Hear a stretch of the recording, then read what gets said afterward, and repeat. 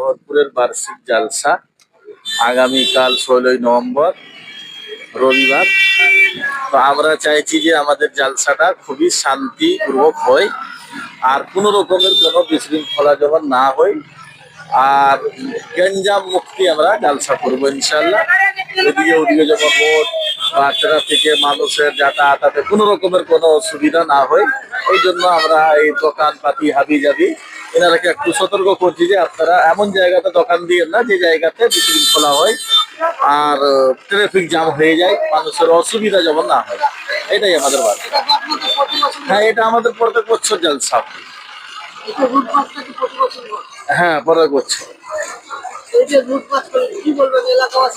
এলাকাবাসীকে আমরা এলাকাবাসীর সহযোগিতা চাই যে আমাদের এই জালসাকে ভালো করে আমানত শান্তির সঙ্গে যেমন আমরা জালসা করতে পারি, এটাতে আপনারা সহযোগিতা করেন।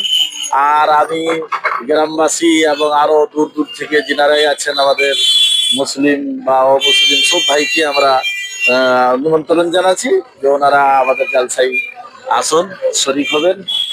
ওনাদের জন্য খুব ভালো আমাদের ব্যবস্থা আছে বসার শোনার।